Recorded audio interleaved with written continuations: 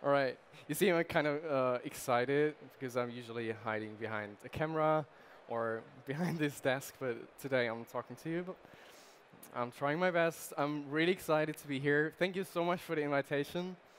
Um, you see, I'm a little bit tired still. I just got back from Mongolia, so I'm still in Mongolian time.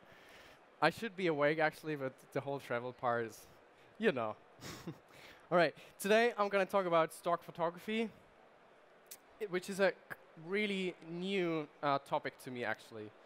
Because I entered this whole universe a couple of weeks ago, actually, when I started a collaboration with Adobe.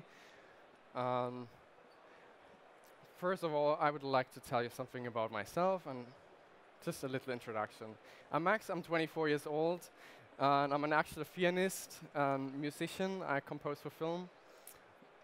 That's how I got into the actual storytelling, but in the music. But today, of course, I'm talking about photography. And photography has always been a big part in my life, actually. But since my girlfriend left me a couple of years ago, like 2 years ago, actually, I got deeper into it because I left the city. I wanted to be alone. I wanted to go out. I wanted to be in nature. I started hiking, and I was walking around a little bit in Germany, found some places which I've never been to before, and I started getting deeper into photography with my smartphone, actually.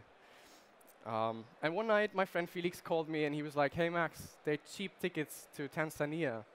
I'm like, "What? I haven't heard of you like for 4 or 5 years. Like, let's go there." So this was the actual first journey in my life to Tanzania.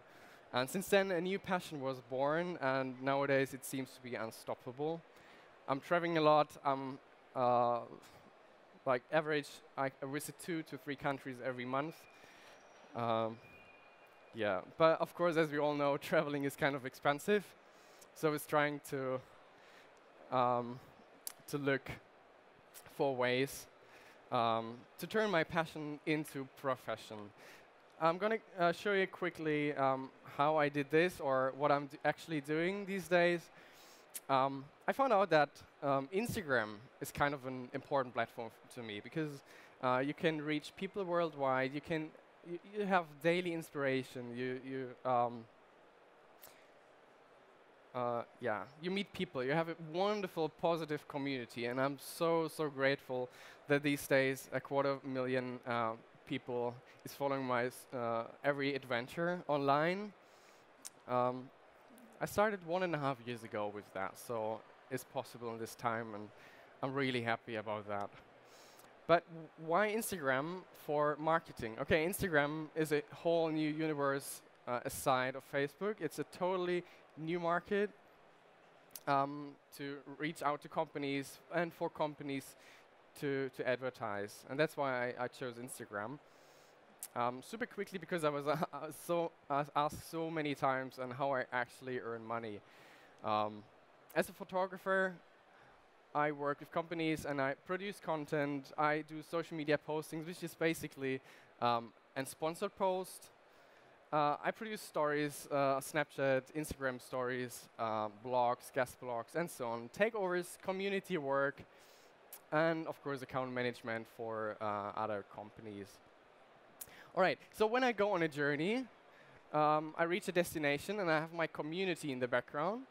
I'm trying to connect to a brand as well, because for me, this is the ideal collaboration, to go to a place, to have a brand to work with and to share it with many people, because so many people are interested in journeys and also products.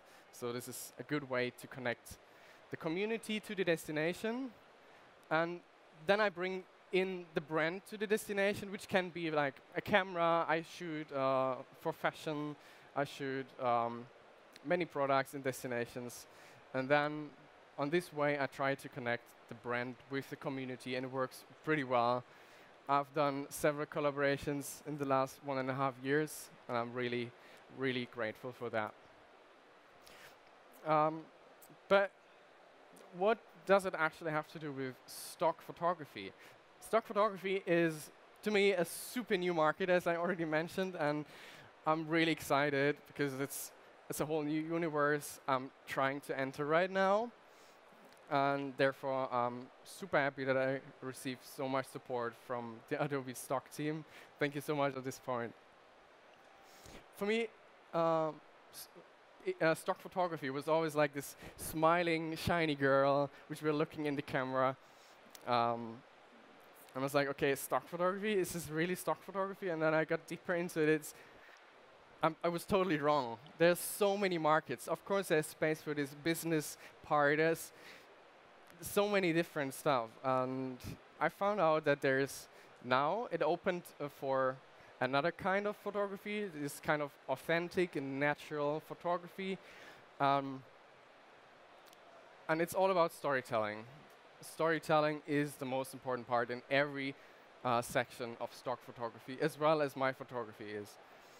This, for example, was in Jordan, as well as this one. When you look at this picture, you can interpret your own story. It looks like a sad girl, slightly touching her mom, super cute. You know, you're not sure what you think of this picture, but when you see the next one, it's actually a super shiny, smiling girl, which was just a little shy.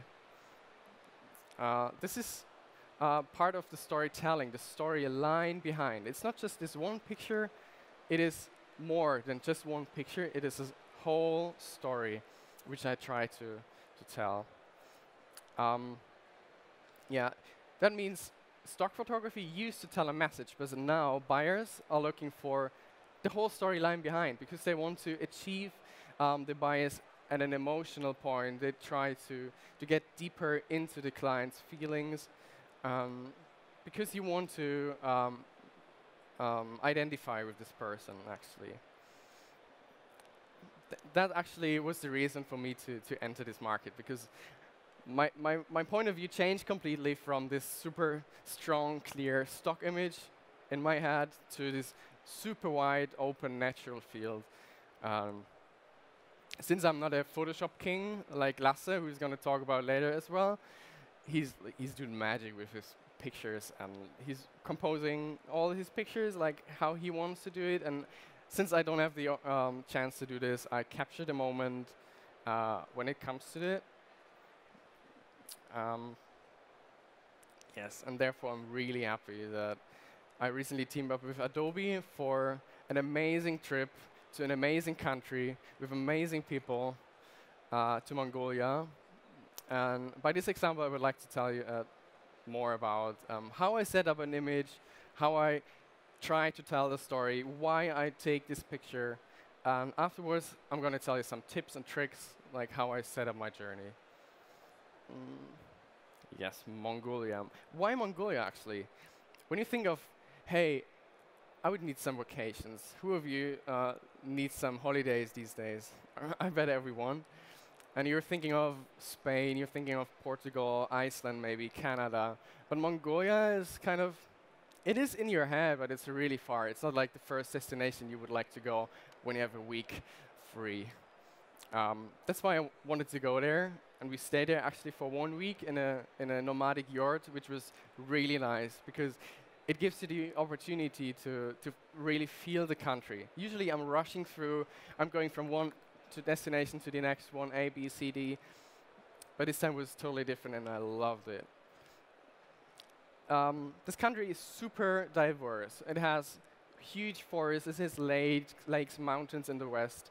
And I went to the southern part of Gobi, of Mongolia, to Gobi. On this picture, for me, it was like this snapshot, actually. It looks cool on this big screen. I've never seen this so big before because I edited it like 2 days ago. Stock photography in this case, like in this specific picture, means to me personally, it leaves space for the message of the client, the buyer actually, on the left and on the right. And the view goes into the center, to the camel, to the rider who's looking down. And there's actually a story going on. This camel is about to get up, and it's a massive animal. Have you been on a camel before? Yeah? It's an amazing feeling. It's not like this horse, but it's this super smooth and really nice, but it's so slow. Next picture. I love, like when you see my Instagram and when you look at what I do there, I love to put people into a huge landscape because it gives you the feeling of scale. It gives you a feeling of, wow, this is so big, this is massive. And you're just a small part of this whole universe. And I really like this idea, just to raise awareness of your own understanding that you're not actually, that none of us is actually important. It's the whole thing. And I really like this idea personally. Since traveling through Mongolia for hours and hours and hours is an important part when you go there, you can see nothing for hours. It's like steps, and all of a sudden there's a huge river, there's a waterfall, there are mountains, there are huge cliffs as you've seen before. The cliff we've seen before was like, it was totally flat. We came from the top and then we stopped the car and it was like, whoa, whoa, this is massive. How's this, yeah, where's this coming from actually? Yeah, and since traveling, like being in the car for many, many hours is part of the daily life, I try to capture this as well as part of the whole story. This picture, I don't know why I like it, but I think it has this feeling of, I want to go there. There's no word in English, it's Sehnsucht in German. And then it comes to an important part, because when you put it online and you want people to find this picture, you have to use keywords. And I'm so bad in using hashtags and keywords. Oh my gosh. And I heard that since this morning, you can actually, this is so nice for me, submit your photo from your Creative Cloud, from Photoshop, from Illustrator, Lightroom, to Adobe Stock. And it gives you suggestions for keywords. And this is so helpful. I don't know how good it works. We should all try it out later. I'm really excited. This picture was taken with a drone, which I crashed 2 days later. Not so nice. Anyways, I try to make people want to leave their office. I want to make them travel. I want to make them have this feeling, I need to go. I really need to go. And desert is always something we're here in Europe are not used to at all. That's why it's something this is so far away. We can go to the seaside. We can go to the mountains, but desert, dunes, and that's why I'm trying to play with the emotions of the people, just to try to make them travel and to explore the world, because there's nothing better than going out and see the world. And when you look closely on the right side, there you can see little footsteps from people walking up this dune, and then you get a feeling of the scale of this huge, massive dune. It took us about an hour, and we didn't reach the top because it was too hot already, and it's like, whoo. Insane.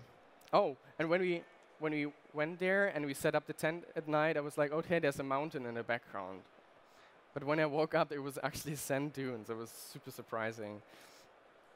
Okay, this is not Mongolia, but I've been asked to show you some of my travel essentials, to tell you how I approach, how I prepare my own journey. Sorry. Because I love to travel to remote places, but then you have to think of many, many different things, and you just go backpacking and stuff. First of all, it needs a really good preparation. That means location scouting. You should check the local weather. You should check the season where you're traveling in, so what could happen there. Think of local SIM cards, because it's always cheaper to buy local SIM cards.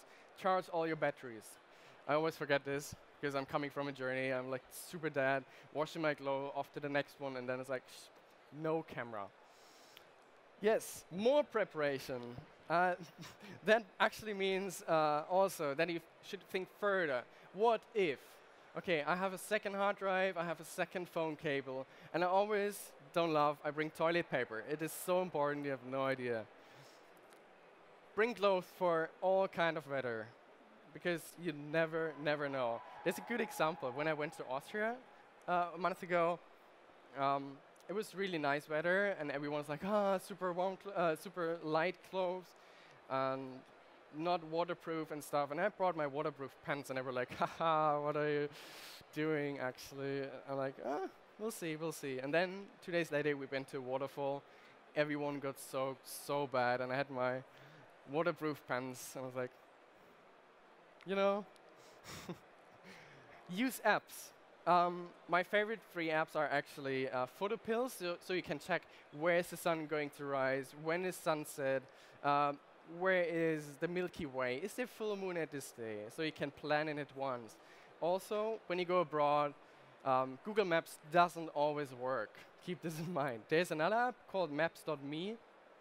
You can actually download the map before, and it gives you all information, all camping spots or hot springs even. This is so nice. And Polar Steps. Polar Steps is an app that tracks all your steps where you're going. You don't need reception, you just need GPS.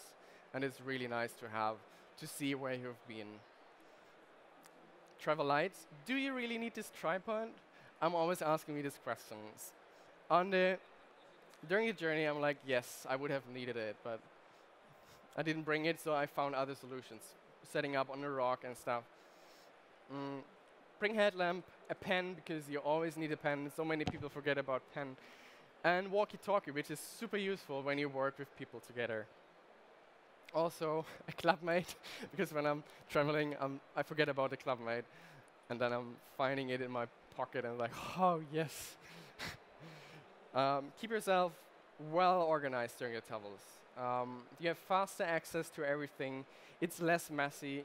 It's more efficient, and you look also more professional sometimes. In doubt, just do it.